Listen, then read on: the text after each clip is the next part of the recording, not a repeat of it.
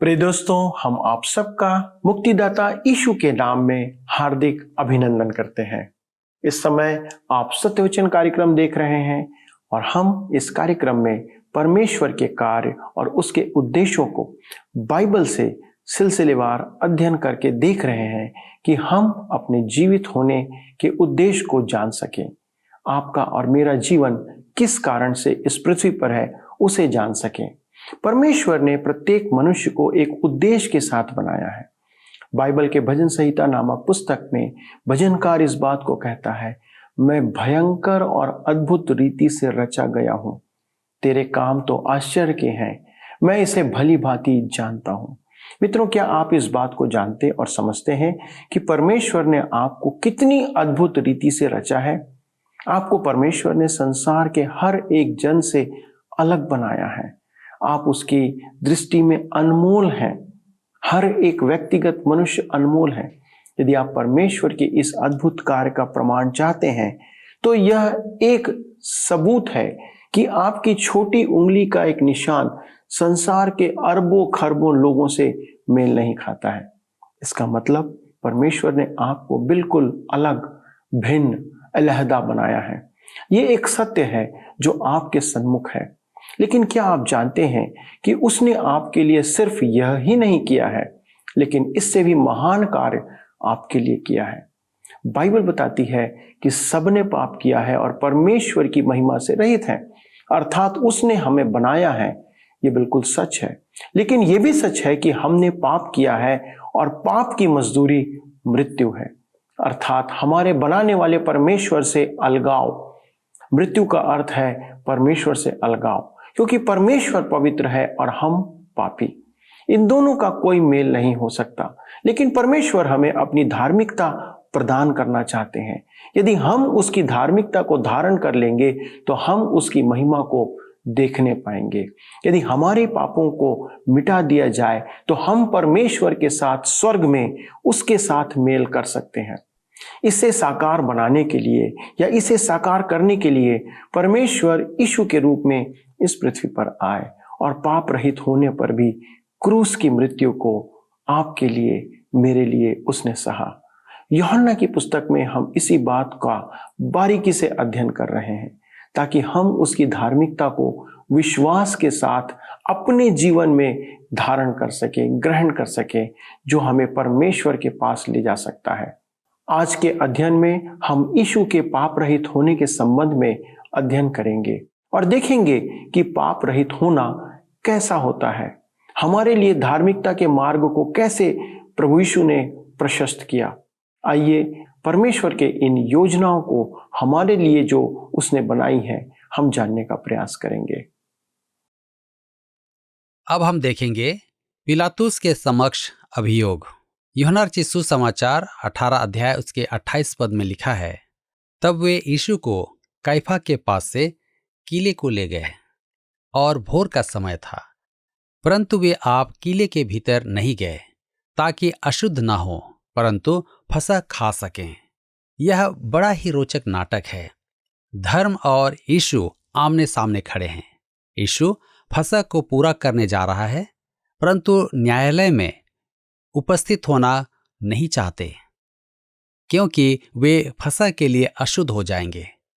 क्या वे वास्तव में धर्मी हैं? उनके ऊपर यीशु का लहू है।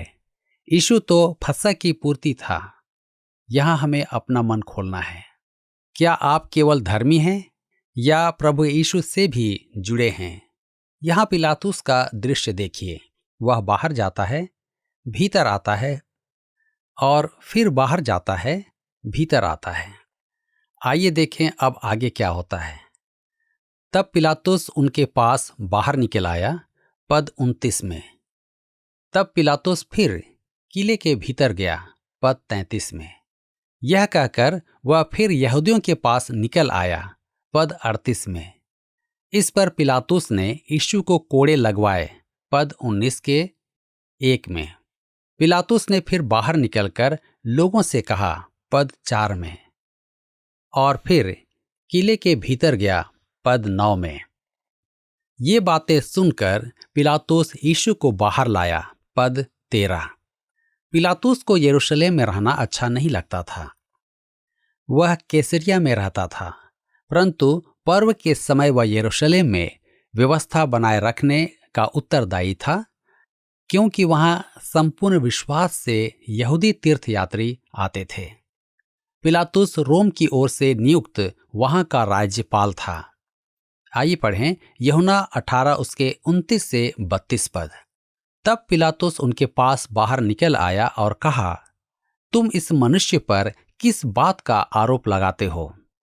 उन्होंने उसको उत्तर दिया कि यदि वह कुकर्मी न होता तो हम उसे तेरे हाथ न सौंपते।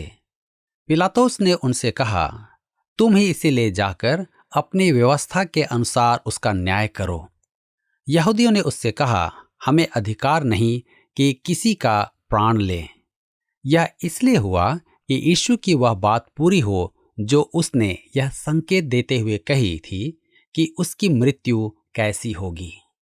पिलातुस उनकी युक्ति समझ रहा था कि वे यीशु को मृत्यु दिलवाना चाहते हैं, अतः वह उनके अन्याय के फंदे से अपने आप को बचाते हुए कहता है, तुम ही इसे ले जाकर अपनी व्यवस्था के अनुसार इसका न्याय करो।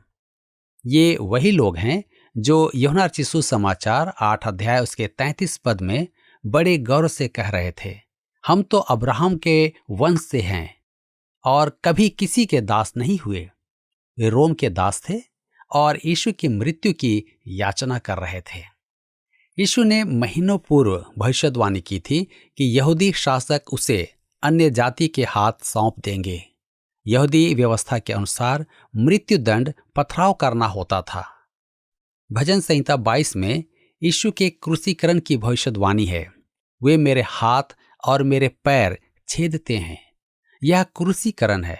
यीशु की भविष्यवाणी की पूर्ति हेतु रोमियों के हाथ क्रूस पर चढ़ाया जाना था और यही कारण था कि उसे उनके हाथों में सौंपा गया।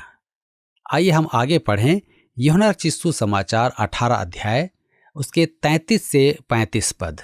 लिखा है, तब पिलातुस फिर किले के भीतर गया और यीशु को बुलाकर उससे पूछा, क्या तू यहूदियों का राजा है? यीशु ने उत्तर दिया, क्या तू यह बात अपनी ओर से कहता है या दूसरों ने मेरे विषय में तुझसे यह कहा है? पिलातुस ने उत्तर दिया, क्या मैं यहूदी हूं? तेरी ही जाति और महायाजकों ने तुझे मेरे हाथ सौंपा है। तूने क्या किया है? यीशु ने पिलातुस से तर्क किया कि उसे किसने कहा कि वह राजा है। यह मस्तिष्क संबंधित प्रश्न भी था। क्या तू यह बात अपनी ओर से कहता है? तू कहता है कि मैं राजा हूं। यह सुन पिलातुस घबरा गया और वह अपने बचने का उपाय खोजने लगा। यहां अभियोग वास्तव में किस पर चल रहा था, पिलातुस पर या यीशु पर? यूहन्ना रचित सुसमाचार 18 अध्याय के 36 पद में लिखा है, यीशु ने उत्तर दिया, मेरा राज्य इस संसार का नहीं। यदि मेरा राज्य इस संसार का होता तो मेरे सेवक लड़ते कि मैं यहूदियों के हाथ सौंपा न जाता, परंतु मेरा राज्य यहाँ का नहीं। ध्यान दें, मेरा राज्य यहाँ का नहीं।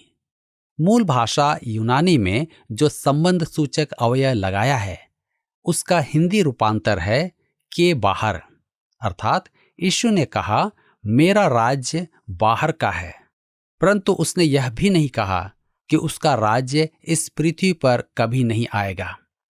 यशाया उसके राज्य के युग का वर्णन अध्याय 11 उसके पद 9 में कहता है, क्योंकि पृथ्वी यहोवा के ज्ञान से ऐसी भर जाएगी जैसा जल समुद्र में भरा रहता है। यीशु युद्ध, राजनीति, बैरभाव या सांसारिक सहयोग से राजा नहीं बनेगा। पिलातुस मन ही मन यहूदियों से घृणा करता था, परंतु क्योंकि उसने दाम देकर वह पद पाया था, अतः वह यहूदियों को रुष्ट करना नहीं चाहता था, अन्यथा रोम उसे हटा देता। यीशु राजनीति की चाल से राजा नहीं बनेगा और न ही युद्ध करके। उसने तो पतरस से भी कहा था कि वह तलवार मयान में रख दे। उसका राज्य न तो वर्तमान का था और न ही राजनीति का था। मेरे मित्रों, यीशु अपने नाम से मनुष्यों को एकत्र कर रहा है, जैसा प्रेरितों के काम 15 अध्याय उसके 14 पद में लिखा है। ये मनुष्य बुलाए हुए हैं जिन्हें कलीसिया कहते हैं, और वह एक दिन उन्हें इस संसार से उठा लेगा। उसके बाद वह इस पृथ्वी पर अपना राज्य स्थापित करने आएगा। यूहन्ना रचित सुसमाचार 18 के 37 पद में आगे लिखा है, पिलातुस ने उससे कहा, तो क्या तू राजा है? यीशु ने उत्तर दिया, तू कहता है कि मैं राजा हूं। मैंने इसलिए जन्म लिया और इसलिए संसार में आया हूं कि सत्य की गवाही दूं। जो कोई सत्य का है वह मेरा शब्द सुनता है। अब पिलातुस उलझन में पड़ गया था। यीशु ने उससे कहा, जो कोई सत्य का है वह मेरा शब्द सुनता है। भजन संहिता 45 उसके 1 से 4 में लिखा है, मेरा हृदय एक सुंदर विषय की उमंग से उमड़ रहा है। जो बात मैंने राजा के विषय रची है उसको सुनाता हूं। मेरी जीभ निपुण लेखक की लेखनी बनी है। तू मनुष्यों की संतानों में परम सुंदर है। तेरे होठों में अनुग्रह भरा हुआ है, इसलिए परमेश्वर ने तुझे सदा के लिए आशीष दी है। हे वीर, तू अपनी तलवार को, जो तेरा वैभव और प्रताप है, अपनी कटी पर बांध। सत्यता, नम्रता और धर्म के निमित्त अपने ऐश्वर्य और प्रताप पर सफलता से सवार हो। तेरा दाहिना हाथ तुझे भयानक काम सिखलाए। तब हम पढ़ते हैं यूहन्ना रचित सुसमाचार 18 के 38 पद में, पिलातुस ने उससे कहा, सत्य क्या है? यह कहकर वह फिर यहूदियों के पास निकल गया और उनसे कहा, मैं तो उसमें कुछ दोष नहीं पाता। पिलातुस का पूछना सत्य क्या है घमंड का प्रदर्शन था, उलझन का। वह मार्ग, सत्य और जीवन के सामने खड़ा था। यूहन्ना ने आगे चलकर लिखा है कि उसके सुसमाचार लिखने का उद्देश्य है कि हम विश्वास करें कि यीशु ही मसीह परमेश्वर का पुत्र है। मेरे मित्रों, क्या आपका भी यही प्रश्न है? सत्य क्या है? क्या वह आपके लिए सत्य है? क्या आपने उसमें सत्य का सामना किया है? पिलातुस यीशु को बाहर ले गया और सबके सामने कहा, मैं तो इसमें कुछ दोष नहीं पाता। तब हम पढ़ते हैं यूहन्ना 18 उसके 39 पद में, पर तुम्हारी यह रीति है कि मैं फसह में तुम्हारे लिए एक व्यक्ति को छोड़ दूं। अतः क्या तुम चाहते हो कि मैं तुम्हारे लिए यहूदियों के राजा को छोड़ दूं? पिलातुस यथासंभव प्रयास कर रहा था कि उसे कोई निर्णय ना लेना पड़े। क्या तुम चाहते हो कि मैं तुम्हारे लिए फसह पर यहूदियों के राजा को छोड़ दूं? यूहन्ना 18 के 40 में लिखा है, तब उन्होंने फिर चिल्लाकर कहा, इसे नहीं, परंतु हमारे लिए बरअब्बा को छोड़ दे। और बरअब्बा डाकू था। पिलातुस ने कल्पना भी नहीं की थी कि वे बरअब्बा डाकू को छोड़ने की पुकार करेंगे। पिलातुस को विश्वास था कि यीशु निर्दोष था। मत्ती रचित सुसमाचार 27 अध्याय 18 और 24। मरकुस लिखता है 15 अध्याय 10 पद में, वह जानता था कि प्रधान याजकों ने उसे डाह से पकड़वाया था।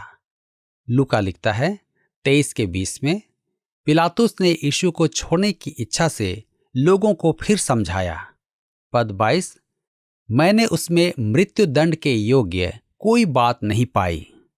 यूहन्ना 18:36, मैं तो उसमें कोई दोष नहीं पाता। यूहन्ना 19:12, इस पर पिलातुस ने उसे छोड़ देना चाहा। प्रेरितों के काम 3:13, जब पिलातुस ने उसे छोड़ देने का विचार किया। यहां पर ध्यान दें कि इन सब बातों के उपरांत भी पिलातुस ने यीशु को मुक्त करने का साहस नहीं किया। मेरे मित्रों, हमारे पास भी 3 चुनाव हैं। यीशु का इनकार करें या उसे स्वीकार करके संकट मोल लें। यीशु को चुने या बरअब्बा को, सत्य को जाने या असत्य को। चुनाव आपके हाथ में है। हम देख रहे थे कि यीशु को बंदी बनाकर महायाजकों के समक्ष उपस्थित किया गया और फिर राज्यपाल पिलातुस के पास लाया गया। यद्यपि पिलातुस ने यीशु को निर्दोष पाया, उसने न्याय को भ्रष्ट करते हुए यीशु को मृत्युदंड दे दिया और उन्हें एक तख्ती पर लिखकर दे दिया कि उसके क्रूस पर वह दोषारोपण ठोका जाए। रोम ने संसार पर लगभग 1000 वर्ष राज्य किया और जहां जहां उन्होंने राज्य किया वहां वहां न्याय व्यवस्था, सुलभ मार्ग, सुरक्षा और शांति प्रदान करने की प्रतिज्ञा की। परंतु शर्त यह थी कि मनुष्य का जीवन उनकी तानाशाही के अधीन रहेगा।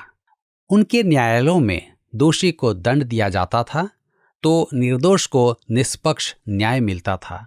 परंतु यहाँ हमें नियम विरोधी स्थिति देखने को मिलती है। वही रोम जो संसार में अपने न्याय के लिए पहचाना जाता था, यहाँ पर पूर्ण रूप से चूक गया। उनका एक देवता था जिसका नाम जेनस था और हर एक रोमी अधिकारी के कार्यालय में उसकी मूर्ति रहती थी, जो प्रतीक थी कि वे आगे और पीछे दोनों पक्षों को देखकर निर्णय देंगे। परंतु पिलातुस, जिसने निश्चय ही दोनों पक्षों का अवलोकन किया और न्याय में चूक गया। और हाँ, मैं आपको बताना चाहता हूं कि जनवरी महीने का नाम भी इसी देवता के कारण पड़ा है, क्योंकि जनवरी माह पीछे विगत वर्ष को देखता है और आगे नए वर्ष को। मित्रों, अब यहाँ पर अध्याय 18 समाप्त होता है और हम अपने अध्ययन को अध्याय 19 से बनाए रखेंगे। इसमें हम देखेंगे गुलगुता नामक पहाड़ी पर यीशु की मृत्यु। आइए हम पढ़ें यूहन्ना रचित सुसमाचार 19 अध्याय 1 से 3 पद।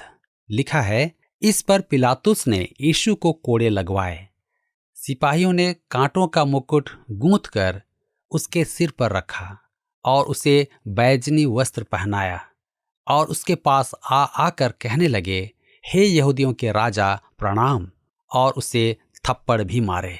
यीशु यदि दोषी था तो उसे दंड दिया जाना था और यदि वह निर्दोष था तो उसे मुक्त किया जाना था, परंतु कोड़े लगवाना न्याय विरोधी था। पिलातुस ने यहूदियों को शांत करने के लिए यीशु को कोड़े लगवाए। संभवतः वह चाहता था कि यीशु को कोड़े लगवाकर छोड़ दे। ऐसी स्थिति में रोमी सैनिक मनोरंजन का पूरा आनंद लेते थे। लिखा है कि उन्होंने उसे थप्पड़ भी मारे, अर्थात उसके साथ अत्यधिक निर्दयता का व्यवहार किया। ऐसी स्थिति में सैनिकों को छूट थी कि वे बंदी के साथ जैसा दुर्व्यवहार करना चाहें करें। उन्होंने उसकी आंखों पर पट्टी बांधी और एक एक करके वे उसे शक्ति से मारते, तब उसकी आंखों पर से पट्टी हटाते और यदि वह अचेत न हो तो उससे पूछते कि किसने उसे मारा था। स्पष्ट है कि बंदी बता नहीं पाता था, अतः वे अपना खेल उस समय तक दोहराते रहते जब तक कि कैदी का चेहरा पहचानने योग्य न रहता। यशाया 52 उसके 14 पद में इसकी भविष्यवाणी पूरी हुई।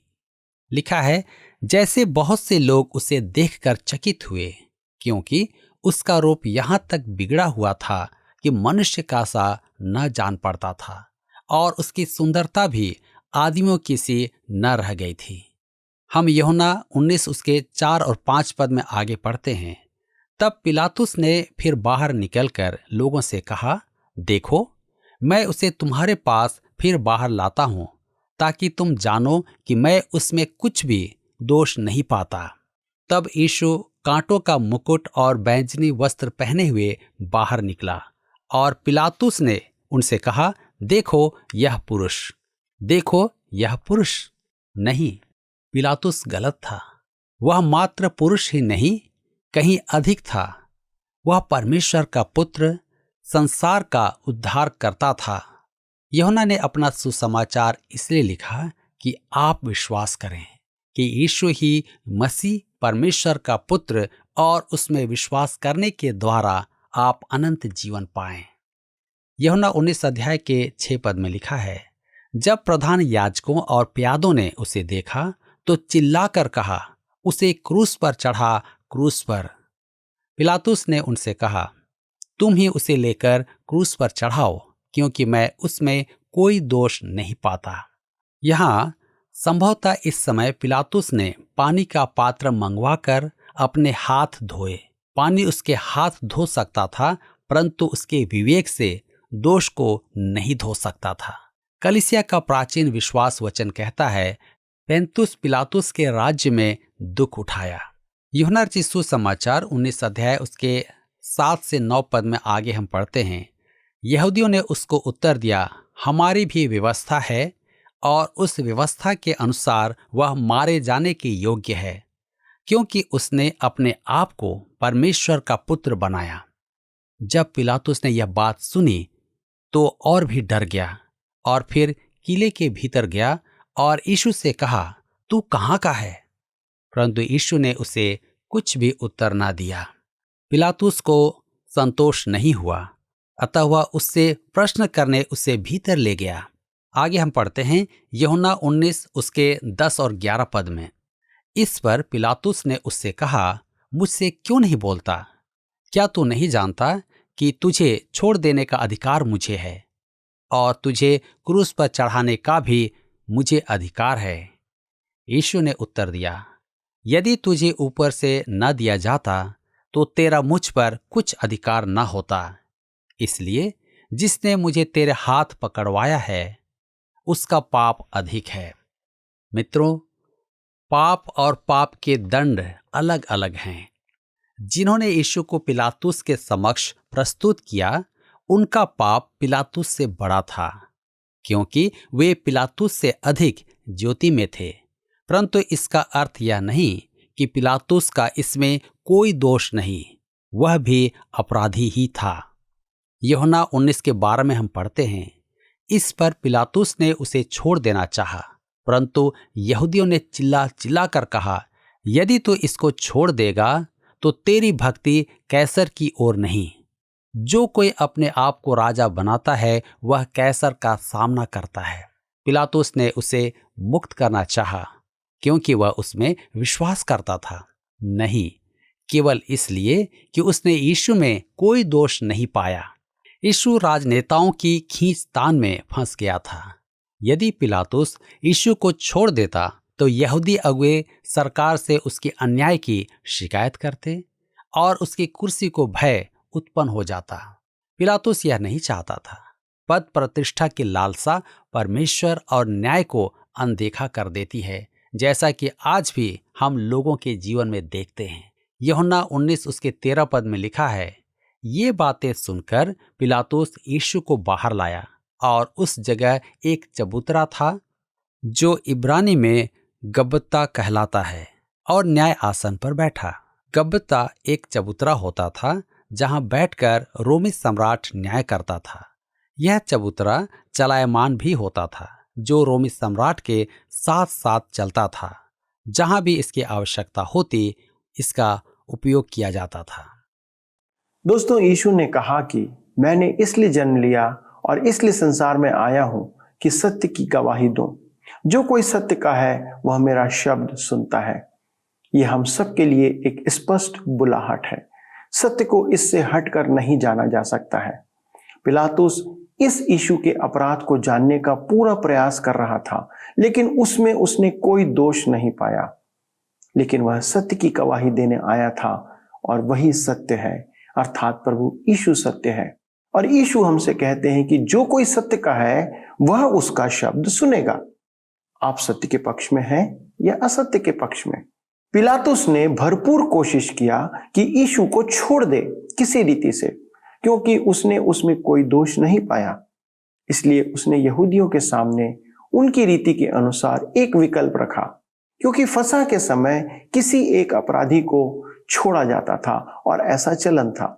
लेकिन उन्होंने एक डाकू बरअब्बा को छोड़ने और यीशु को क्रूस पर चढ़ाने का विकल्प चुना। एक धर्मी अपराधी बन गया कि एक अपराधी मुक्ति प्राप्त कर सके। दोस्तों, कितनी अद्भुत बात है। बरअब्बा हम में से हर एक का प्रतिनिधित्व करता है, जो अपने आप को पापी मानता है, जो अपने पापों की क्षमा प्राप्त करना चाहता है। यीशु हमारे लिए अपराधी बना, पापी बन गया और उसके मार खाने से हम चंगे हो सकते हैं, या उसके मार खाने के द्वारा, उसके मारे जाने के द्वारा अर्थात हमारे पाप क्षमा कर दिए जाएंगे।